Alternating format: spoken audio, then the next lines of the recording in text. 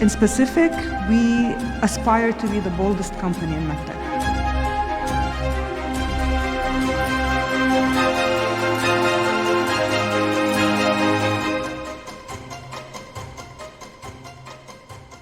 Hello, and once again, welcome to the Forbes Middle East Healthcare Summit. I'm very, very happy to be talking to you today. Today's panel is super interesting, and it's all about empowering patients through IoT, robotics, and real-time data. It's a very, very interesting subject, and wearables is one of the key words that we are going to be hearing. Adnan, I would like to start the first question with you.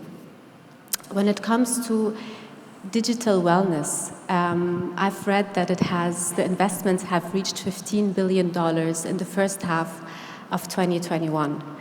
Very impressive. I think the number has even gone up by now. What do you think the adoption of wearables in the region stand today? Okay, so yes, it was 15 to 16 billion, and it's supposed to be 30 billion in next 5 years, so it's going very, very fast, rapidly. If you look at the numbers, because of COVID and maybe the requirement for tracking somebody's health, this number in UAE is around 50% people using today wearables for their health tracking. And in end of 2023, this number is supposed to be hitting 95%, so it's almost doubling the market within 1 year. And this number is very impressive because if you compare the use of wearables for health tracking in US, it's 10 percentage point behind UAE. Okay. So it's an indication that the requirement for monitoring, health tracking is significantly high in this part of the world. Amazing. But with this success, there are certain challenges as well. Okay. If we look at overall ecosystem of devices, I think the problem is not the consumer side, but the ecosystem itself. All operators, all device manufacturers, they are using different algorithms for giving you health KPIs. Okay. So for an end user, if you're using one device and you're getting certain KPIs or certain readings, maybe once you change your device, your readings may change. So health doesn't change with device. So I think one of the challenges for wearables is how can we get all the manufacturers to use a standard for monitoring. On the consumer side, the only challenge that comes normally is related to privacy-related concerns of people. With new technologies coming in, with a lot of investments in data security, I think these concerns will be eliminated because of first the benefit that people get because of using wearables and the penetration. So if the penetration is 99%, those challenges can easily be addressed.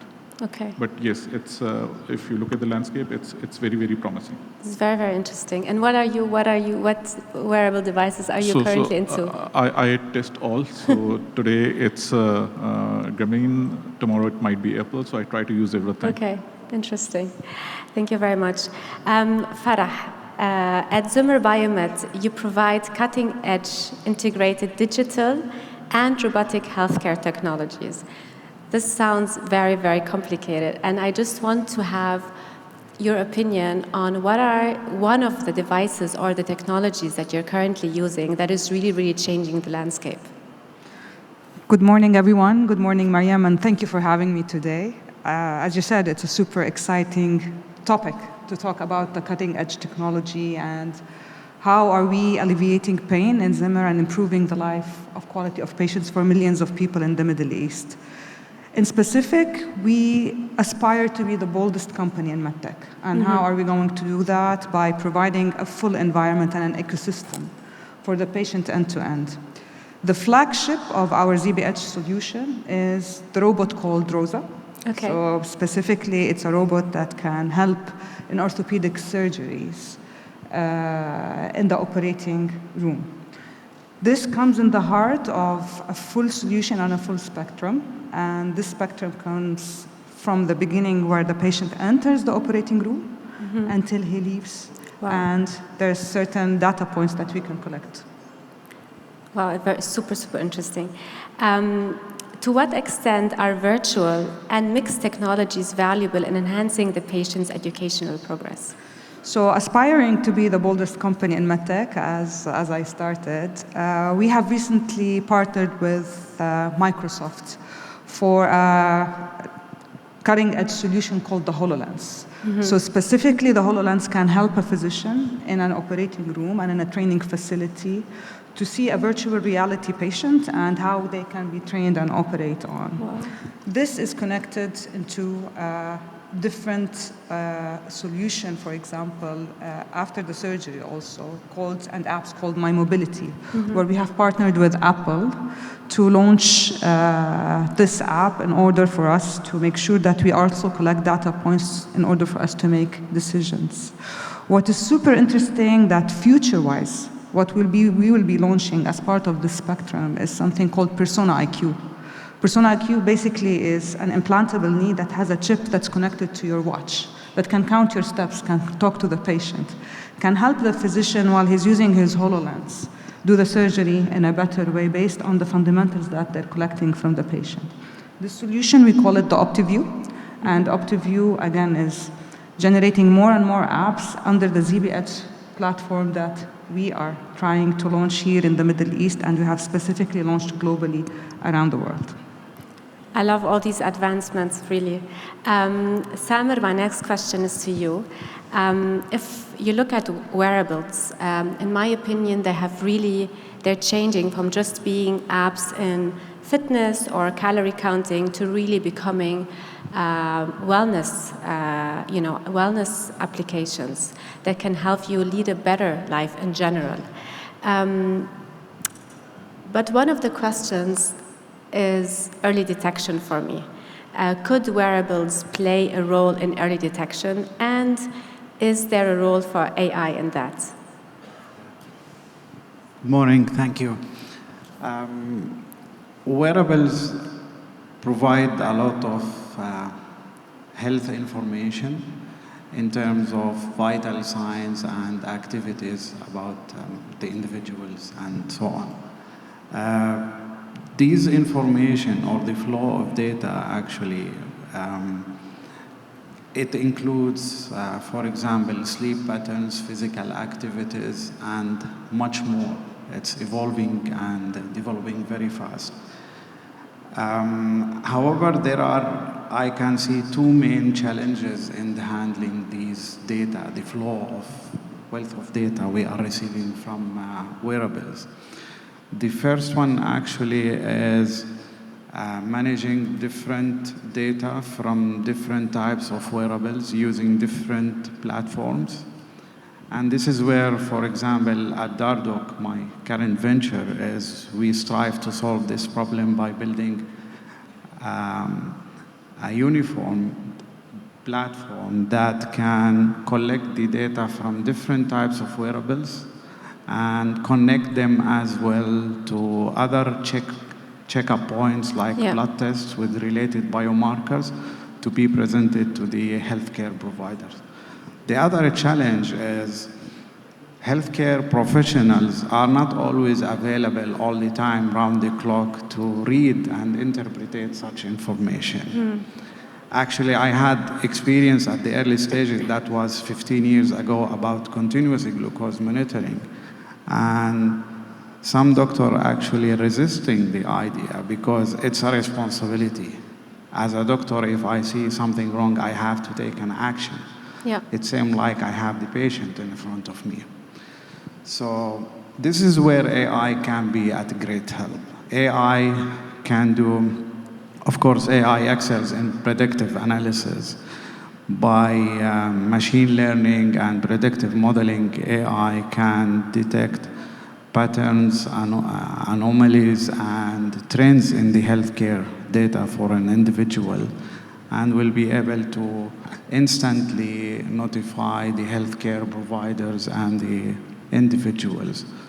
So this is where AI, actually, this combination of AI and wearables is playing actually, and will be playing more effective role in developing a proactive approach to healthcare. Yeah. I would like to also involve some of our audience in their opinion when it comes to wearables and early detection. I would like to start with Dr. Shireen Bazzan, who is an expert in longevity. We just need a mic for Dr. Shireen, if possible, please.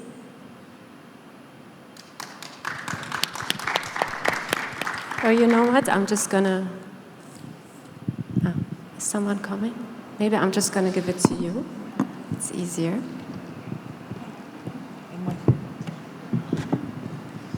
Thank you.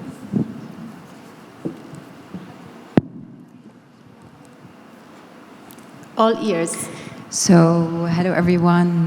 Happy to be here. Thank you for the question. Early detection in our specialty when it comes to prevention is very important for longevity and for preventing diseases. And I come from a clinical background where integrating these health monitoring devices and the fitness wearables is not very obvious for clinicians to use and to direct patients accordingly. But I find that with the data that we are continuously collecting through wearables that could include heart rate, that includes also sleep pattern variability, heart rate variability, and much more continuous data, glucose monitoring, of course, linked to that app, which has an AI predictive model. These AI machine learning algorithms can know if there is a variability different from the regular pattern of the patient.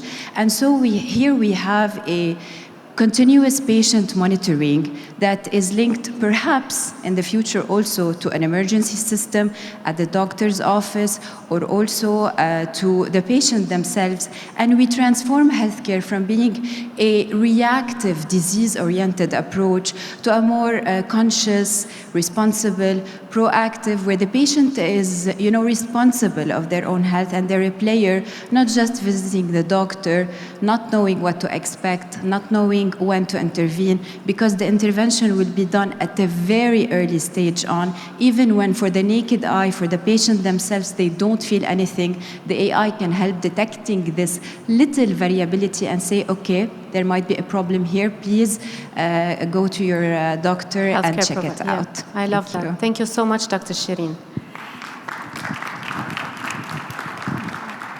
Dr. Samar Khalil, as a dermatologist, I would love to hear your opinion on that topic. Hi, everyone. It's a pleasure to be here today. So wearables are definitely playing a growing role in dermatology. They can allow us to monitor different skin health parameters like moisture levels, like UV exposure, like temperature. So for example, in patients with eczema or atopic dermatitis, we can use them to monitor the moisture levels and to see how often, for example, the patient is scratching while sleeping. Another example are patients with a high risk for skin cancers. We can monitor their UV exposure and see if they're actually applying their sunscreen as needed and if they're adopting the appropriate measures to reduce sun exposure. So not only will this help us in assessing treatment efficacy, but it will also help patients monitor their lifestyle habits and modify them accordingly. And this will basically allow us to not only treat diseases, but prevent disease and prevent flare-ups. Thank you. Thank you so much. Okay, going back to you, we just need the mics again for our esteemed panelists, please. I would like to ask all of you one question, which also I've been thinking about a lot, which is in an ideal world, how do you see the future of wearables 10 years from now?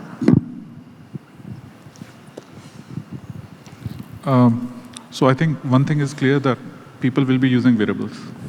In next 10 years, how would that variable look like? That's the question. So my take is, we just mentioned, in fact, you mentioned VR and AR. In future, most of the people will be using not VR, but AR.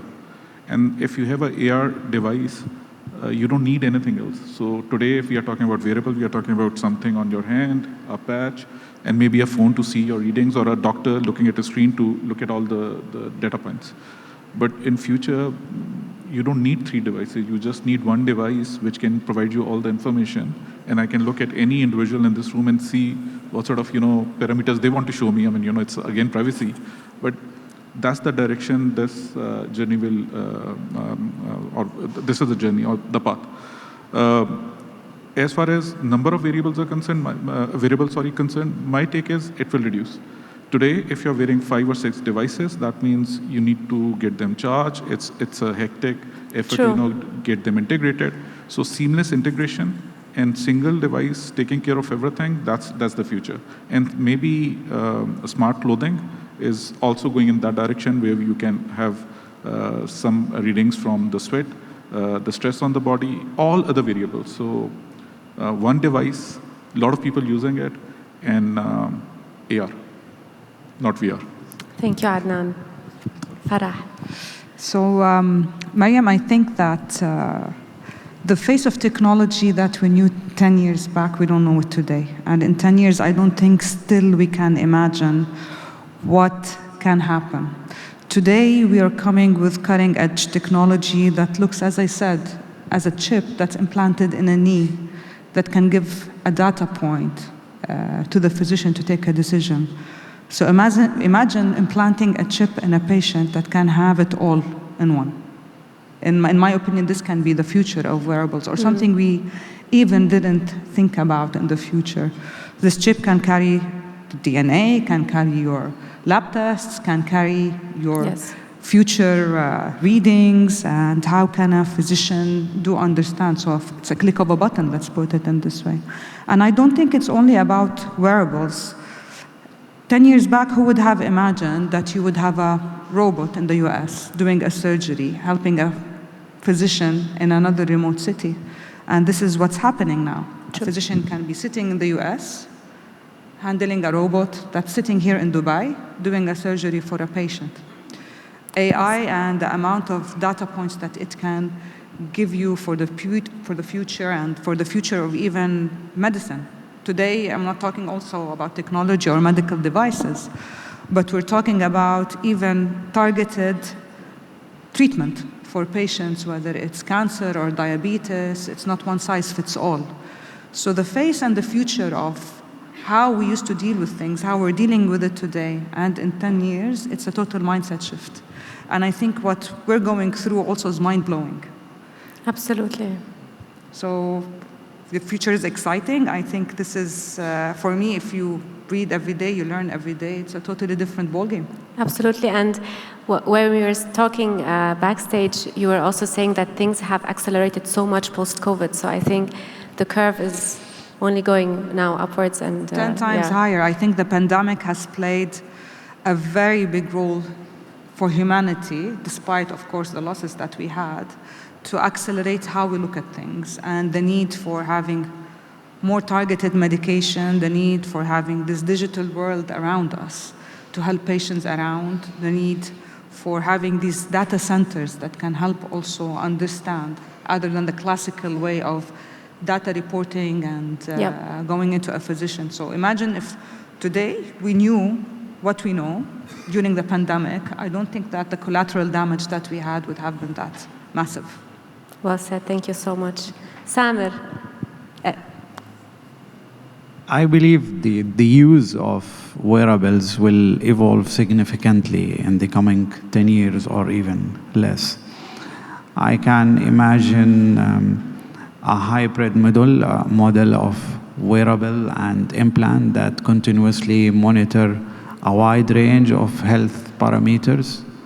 I mean, starting from blood glucose level to early signs of cancer biomarkers. And then these data can be, of course, simultaneously and automatically analyzed by and processed by AI engine to flag any abnormalities. With this, actually, individuals and healthcare providers, they can take preventive measures based on AI-driven insights. This will help us not to go to hospitals unless there is a real need. Who likes to go to hospital anyway? Nobody likes, unless we are in pain. True. So, in other words, wearables will evolve in a way like will really help to prolong human life, I would say, in 10 years, or I personally believe even less. Yeah. Thank you so much.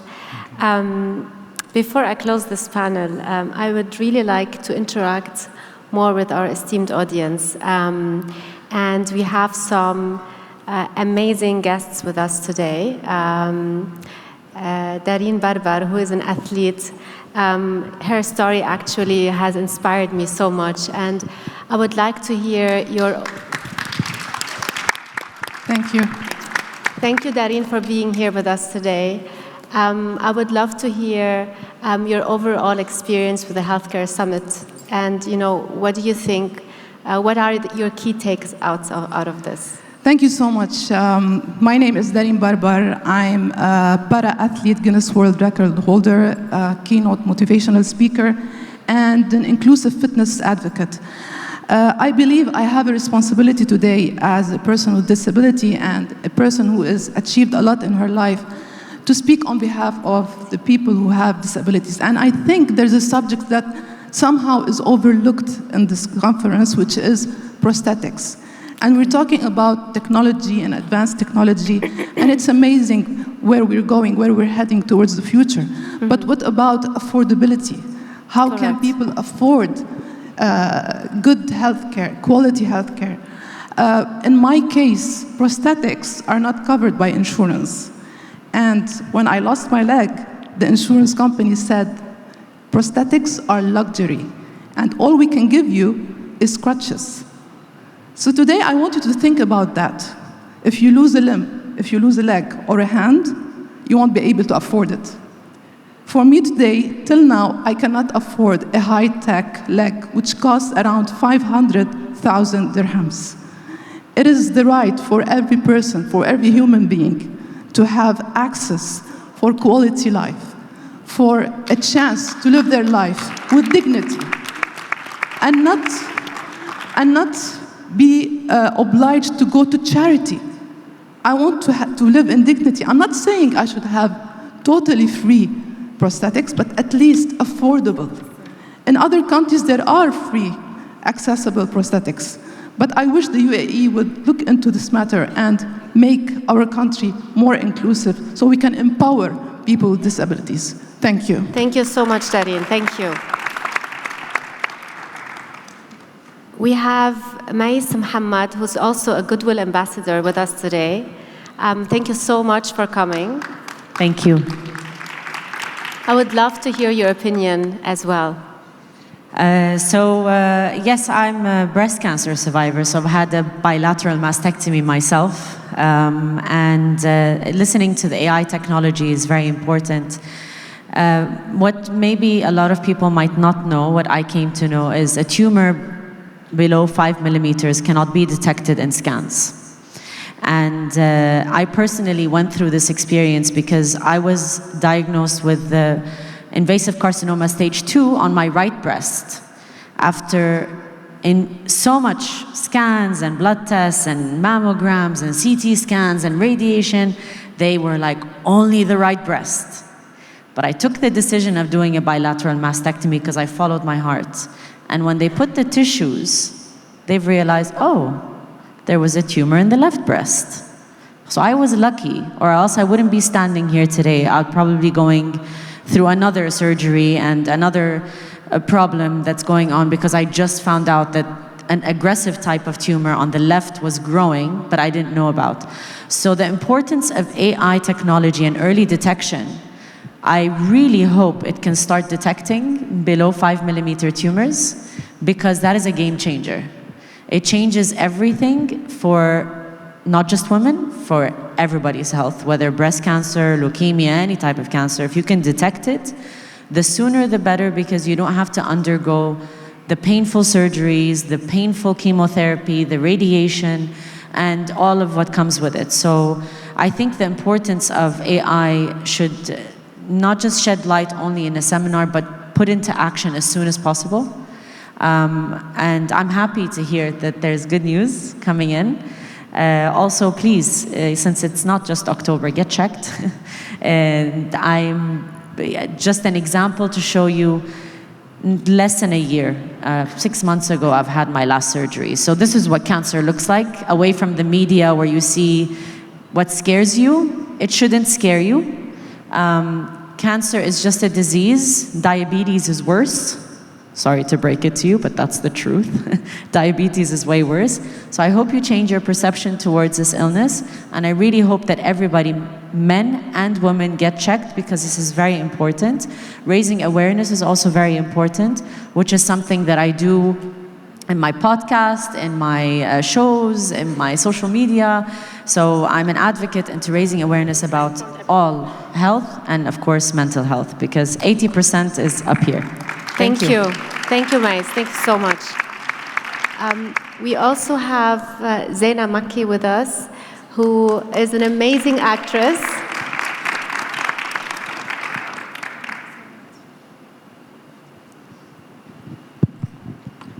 I'm very honored to be here today. I'm a Lebanese actress and a Lebanese director, and not a lot of you know that I did the spinal fusion surgery, scoliosis, when I was only 14 years old. I'm 33 years old. So I'm kind of sarcastic about it. I always joke about it that I am Iron Woman, أو بالعربي نص حديد ونص إنسان. What I'd like to do is, coming from a person who's well known and who can easily spread awareness about this, a lot of people message me. I'm a very active person, so I'm always into extreme sports. I do horseback riding, I do mountain climbing, I do motocross, and I actually broke the L5 in my back and a half disc. So, like Darine said, I think this surgery should be affordable to a lot of people, because I receive a lot of messages on my platforms that a lot of people have severe scoliosis cases and they're not able to actually afford the surgery, or they're not able to wear the plastic brace as a first treatment. I'm here because I'd love to be someone who inspires people who already have scoliosis, that you can be whoever you want to be. I'm an actress, I'm a dancer, I do sports, all kinds of sports, of course under supervision. And here I am today sharing my own story briefly, but this should never be an obstacle for any of you to do anything. I have nothing else to say. I'm very emotional today. Thank you for having me. Well said. Thank you. Thank you so much. Zaina. Thank you. Thank you so much. I know we're running out of time, but just one last question to Chef Hala about this subject.